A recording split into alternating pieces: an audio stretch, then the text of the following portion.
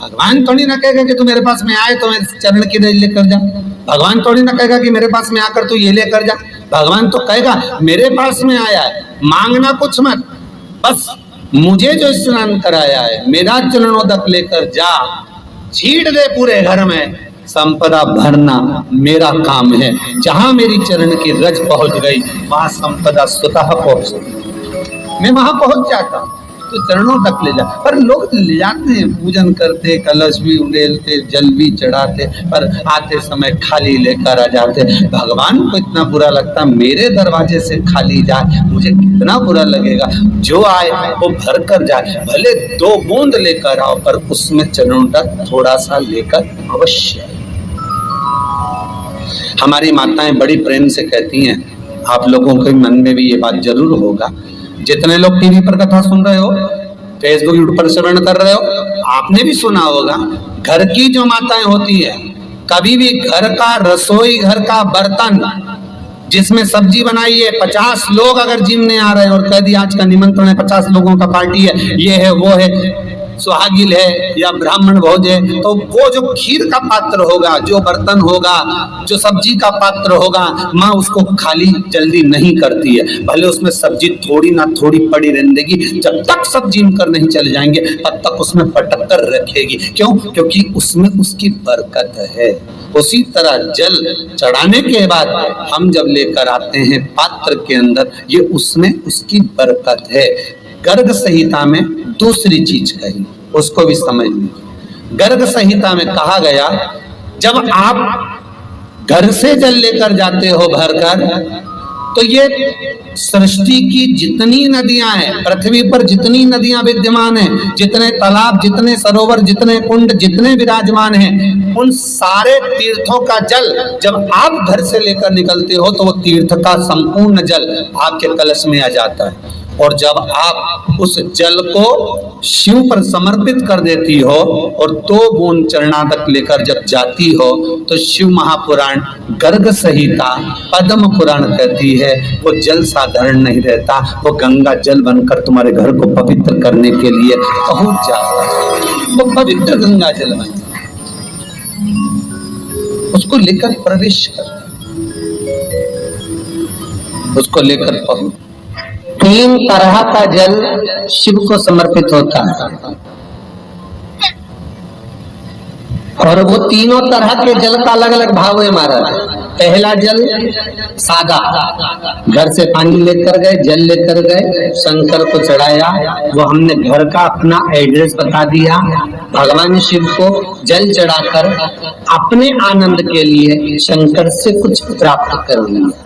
दूसरा जल, जल के कलश में थोड़ा सा इत्र डालकर शंकर को जब समर्पित करते हैं, तो महाराज घर में अगर कोई व्यक्ति बहुत रोगीला है, बहुत रोगीला, एक शिव महापुराण में, स्कंद पुराण में, नर्मदा पुराण में, भविष्य पुराण में, अग्नि पुराण में, नारद पुराण में, बरहा पुराण में, वामन पुराण में जितनी चीजें लिखी गई है, एक एक प्रैक्टिकल कर कर देखो।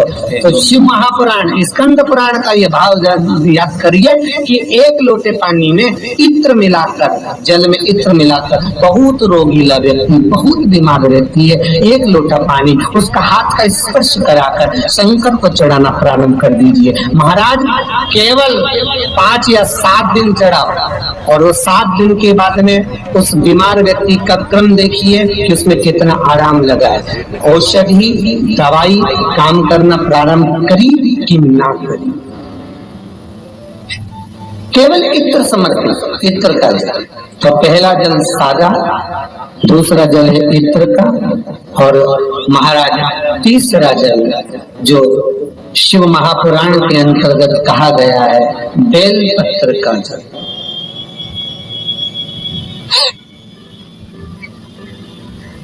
तीसरा जो जल है वो बेल पत्र का जल।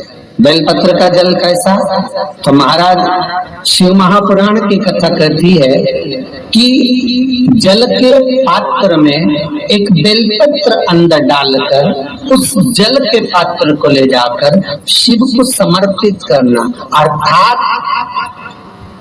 अपनी मन की कामना भगवान शंकर से कह देना, केवल बेलपत्र के माध्यम, बोलेना नहीं हमको कुछ,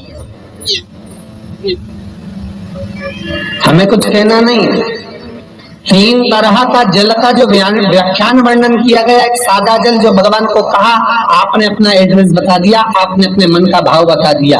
इत्र का जो जल चढ़ाया गया वो केवल रोग मुक्ति के लिए चढ़ाया गया। और तीसरा बेलपत्र, अगर उस जल में एक बेलपत्र भी पड़ी हुई है और वो बेलपत्र पड़ा हुआ जल आप जिस भाव से चढ़ा रहे हो, जिस कामना से चढ़ा रहे हो, शंकर वो कामना आपकी पूर्ण कर दे। उनके लिए ये कथा कह रही। पितरों की 3 बेटियां, तीनों से गलती हो गई। आप शिव मंदिर में जाएं, कोई गलती ना हो, जल चढ़ाएं, मना नहीं, छींटा ना लगे, धीरे धीरे चढ़ाएं। और एक बात अच्छे से ध्यान में रखिएगा, शिव मंदिर से जब भी वापिस आए, जल चढ़ाकर अपना फर्ज पूरा अदा कर। फर्ज से मतलब जब शिव मंदिर से वापिस आए, जो पत्ती, बेलपत्री, फूल शिव जी पे चढ़े थे वो नीचे शिवलिंग पे से नीचे गिर गए हो। एक शिवलिंग रखा है बुलाना, मिट्टी वाला, नहीं गढ़ में कथा चल रही, थोड़ा ध्यान से सुन। तो आप लोग जो पशुपति व्रत कर रहे हो या कोई भी उपास करते हो, कई लोग कहते हैं हमने करा नहीं हुआ। क्यों नहीं हुआ? उसमें हमारी गलतियों को हमें चाहिए।